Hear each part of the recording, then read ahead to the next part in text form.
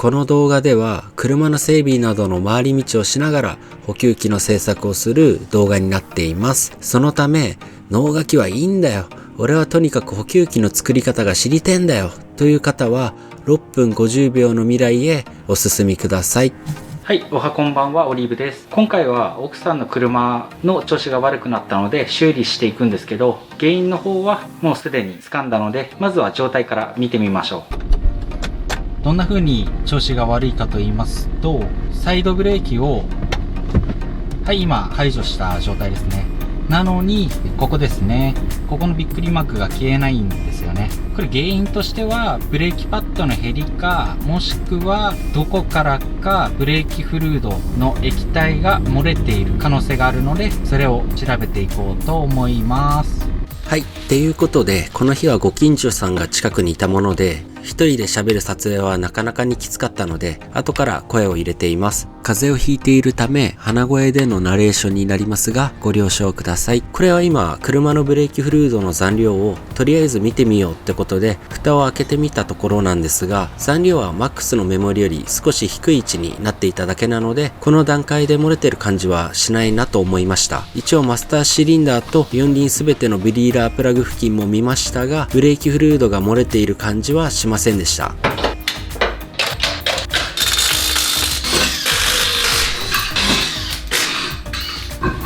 はい、タイヤ外した状態になっていますね。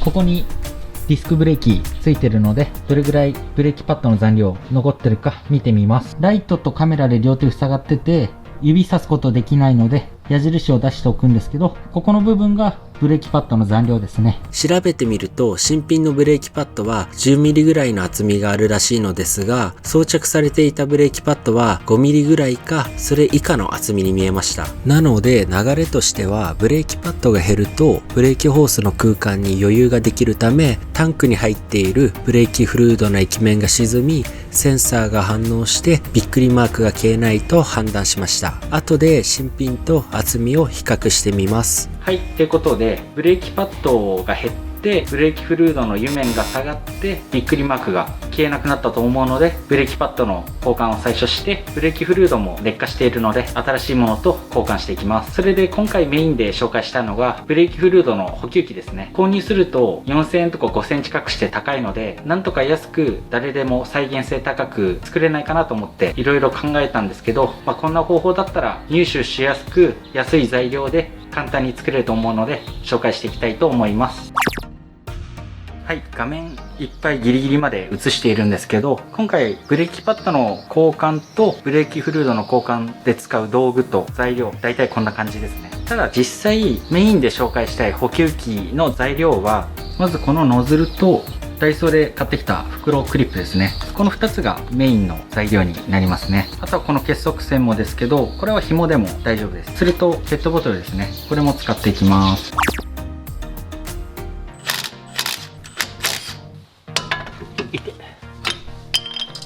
外れましたね。取り外したブレーキパッドと新品のブレーキパッドを比較するとこんな感じになってますね。左が取り外したブレーキパッドで、右が新品のブレーキパッドなのですが、並べてみると結構減っているのがわかると思います。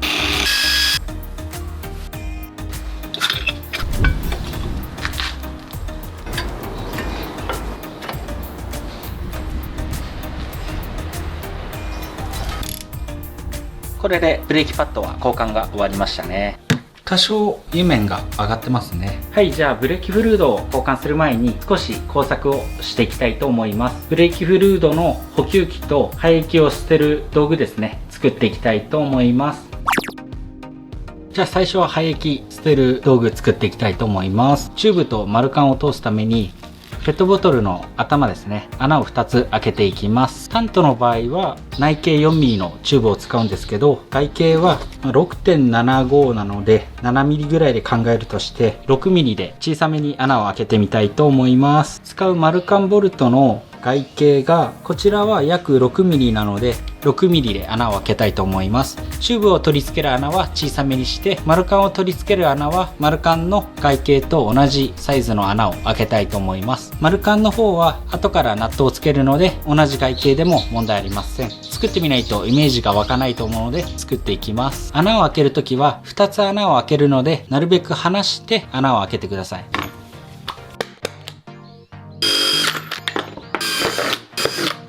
こんな感じですね。穴が開きました。そしたらチューブと丸カンを通していきます。一回蓋外しちゃいますね。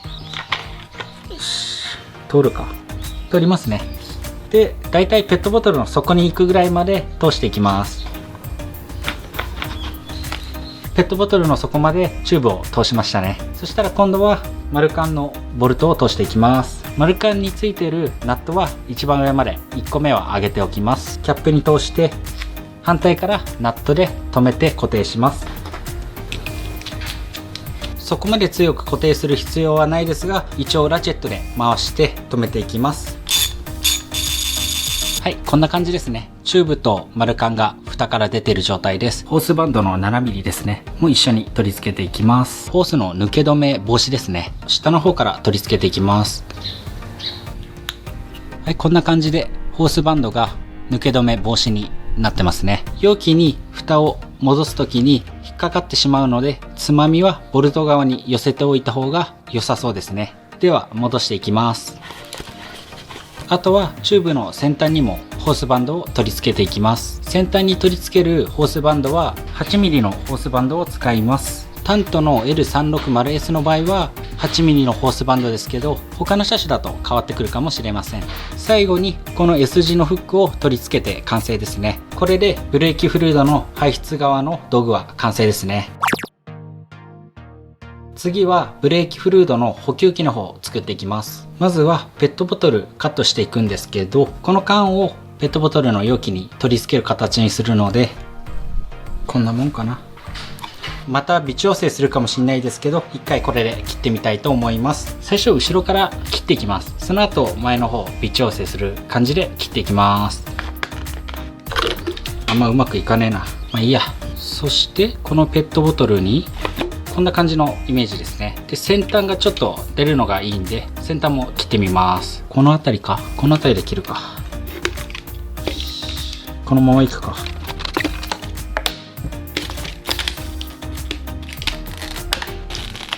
切り口だけライターで炙って丸くします。だいたいいいな。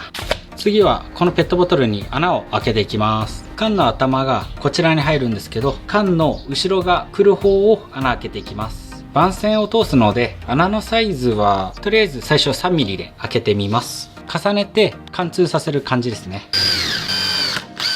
はい、穴が開いたので結束線を取り付けていくんですが、紐でも大丈夫です。こんな感じですね。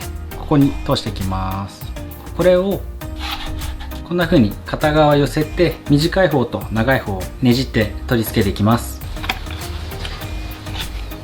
反対側も同じようにやっていきます。はい、こんな感じで切ったペットボトルに結束線取り付けました。今度上の方で結束線結んでいきます。はい、こんな感じですね。結束線だと先端がどうしても尖ってしまうので、紐の方がいいかもしれませんね。あとはここに S 字フックをつけていきます。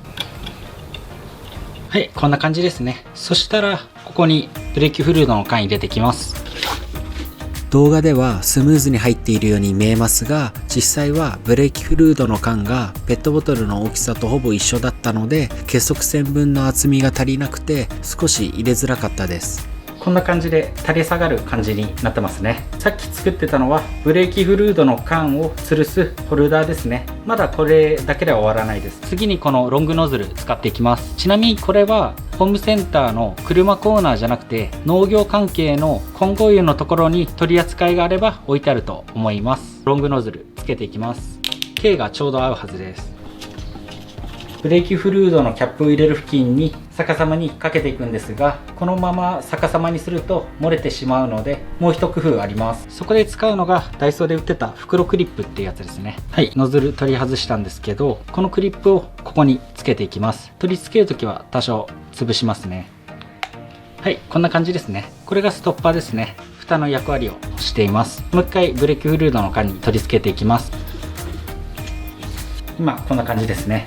これを逆さまにして漏れなければエンジンフルードの補給機として使えますね。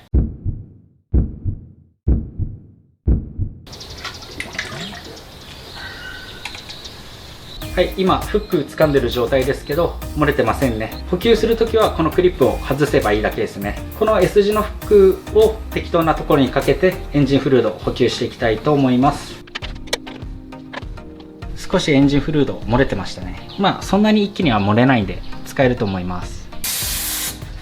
ちょっと針金の取り付け位置が高すぎたので短くします。だいたいこの辺りの位置でつけていこうと思います。長い間ノズルつけてると少し垂れてきてしまうので、ブレーキフルードの蓋を開けてからノズルを取り付けて差し込みたいと思います。結束線の長さは調整できたんですが、もう一つ問題が出てきました。長さに余裕を持たせるためにロングノズルを用意したのですが、タントの場合は自作ホルダーの位置とブレーキフルードの注入口が近いので、短いノズルの方が長さがちょうど良かったです。この先端のノズルはエンジンオイルとかブレーキフルードを買ったらホームセンターでタダでついてくるので、結構安く補給機作れると思います。ノズルは付属品として売り場に置いてあって、購入時に一緒に持っていく場合とレジで渡される場合があります。もしホームセンターでもらえなくても一応ネットで売ってはいますね。まあもらえるならもらった方がいいですけど。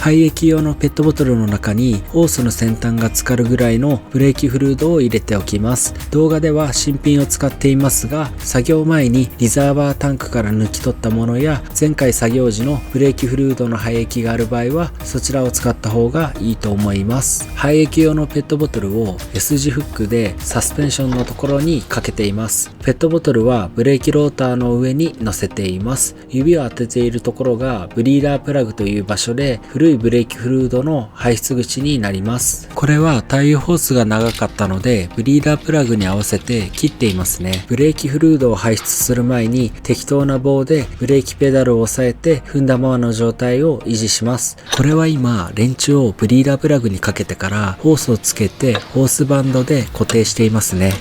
ブリーダープラグを緩めると古いブレーキフルードがホースに流れてきましたね。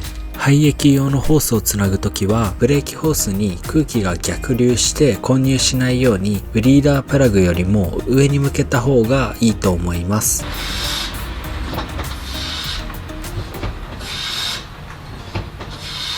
どうやら10回ずつやっていけばだいたい新しくブレーキフルード入れ替わってるみたいなので、もう10回やったのでプラグ閉めちゃいます。プラグを閉めたらブレーキを踏みっぱなしの状態にして緩めてすぐ閉めるっていうのを3回ほどやった方がエアがちゃんと抜けやすいらしいです。もうブリーダープラグ閉まってるのでキャップを外してブリーダープラグのホースを外せば下に余分なブレーキフルード流れていくと思います。下に流れて回収できましたね。ブレーキフルードかかったところは水で流した方がいいそうなんで流しちゃいます。あとはゴムのキャップ閉めておしまいですね。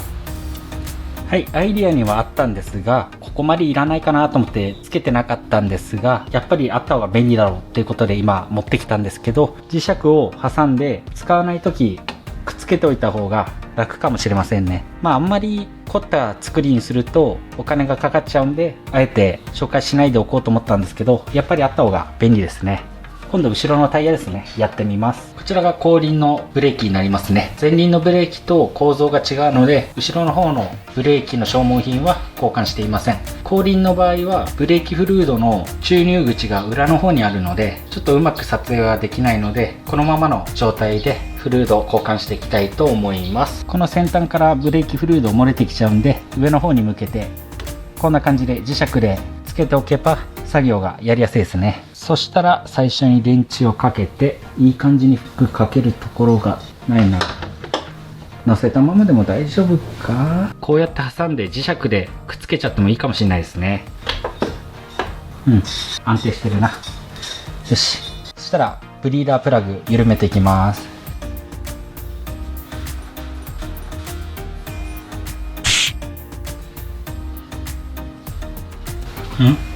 そういうことか。リアは 8mm ですね。前輪のブリーダープラグは 10mm だったんですけど、後輪の方は 8mm みたいですね。前輪と後輪でサイズが違うみたいです。タントの場合はですけど。はい、最後に見えづらいですけど、ここですね、マックスのところに来るようにブレーキフルードを調整して、ブレーキフルードの交換完了ですね。ホルダーの方を外すときは、このダイソンの袋クリップですね、を挟んで抜き取りたいと思います。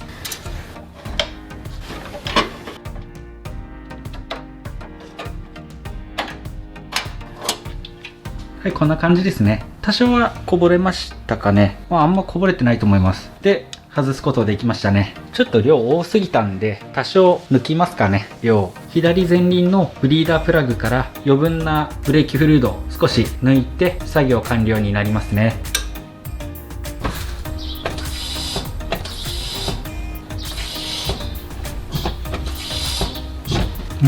だいたいいいな。よし。はい、ブレーキフルードを交換した後なんですが、ブレーキランプが消えなくなりました。原因を見ていきたいと思います。はい、運転席側なんですが、下の方を覗いていくと、ブレーキペダルがあって、その上を覗いていくと、ここですね、2つブレーキの信号を送る接点になってますね。ここの接点が手前に来れば接続されてブレーキランプ消えるんですけど、今離れたままになっちゃってるので、ブレーキランプついたままになっちゃってます。なので、ブレーキランプの接続されている端子のところの距離ですね、を調整する必要があります。で、2つ接点があるんですけど、どうやら今回原因なのはこちらみたいですね。どうやって調整するかというと、ここのカプラーを左回しすると自由が利くようになります。一回やってみます。こんな感じで上に行ったり下に行ったりしますね。この状態で接点に押し付けたまま右に回して固定してやると遊びを調整することができるので、ブレーキランプの付けっぱなしの不具合を直すことができます。このカプラーの調整の仕方はタントの L360S のやり方なので、他の車種ではやり方が変わるかと思います。なんでこんなことが起きたかっていうと、ブレーキフルードを交換するときにブレーキペダルを強く押し込みすぎると部品の方が消耗してブレーキランプがつきっぱなしになることがあるらしいです。多分今回もブレーキペダルを押し込みすぎたのかもしれませんね。なのでブレーキフルードを交換するときは、ブレーキペダル固定するときや補充するときに最後までギューッと押し込みすぎずに、ちょっと手前ぐらいで止めた方がいいのかもしれませんね。もしくはブレーキペダルの下に何か物を置いて最後までブレーキペダル踏まないような対策を取った方が安全かもしれませんね。はい、今車内を撮ってるんですが、メーターの方ですね、エンジンつけて確認してみたいと思います。警告マークのびっくりマークがサイドブレーキを解除してもつくかどうか確認してみます。まだサイドブレーキかけてる状態ですね。じゃあサイドブレーキ解除してみます。解除してみます。はい、ちゃんとびっくりマーク消えるようになりましたね。これで奥さんの車のタントですね、修理完了しました。終わった。修理全部完了しましたね。いかがだったでしょうか。今回ブレーキフルードの液体を自動で補給する補給機ですね、市販で買うと高いのでワンコインで自作できるかなと思って考えて作ってみました。改善点はいくつかあったと思います。ホースの先端ですね、バンドクリップつけてたんですが、バンドクリップは作業する時に邪魔になるのでいらなかったと思います。スパナが回しづらくなるので、別にホースバンドつけなくてもホースはしっかり止まってる感じがしました。どうしても不安だったらつけてもいいかもしれませんが、多分不要だと思います。それと S 字フックでもちょっとかける場所がなかったり微妙な時があるんで、クリップ式の磁石あった方がボディに貼り付けてホースをそのままかけておけるので便利だと思います。それからノズルですね、自分の車のブレーキフルードを補充する場所と補給機のかける場所ですねの関係で、どの辺りにホースの先端が来るかあらかじめメジャーとかで測ってきた方がスムーズに補給機の製作をして作業を進めることができたと思います。ちょっと次回の動画の内容は未定なんですが、船の方も多少偽装なんかもやりたいなとは思っているんですが、なかなか忙しくてですね、どれから手をつけたらいいのかなという感じになっていますね。ここまでご視聴ありがとうございました。チャンネル登録やグッドボタンを押していただけると非常に励みになるので、支援の方よろしくお願いします。それではこの辺で、また次の動画でさよならさよならさよなら。カッターで切ってもいいんですけど、大きい丸のがあるんで、それで一発で切っちゃいます。あ、穴開いたな。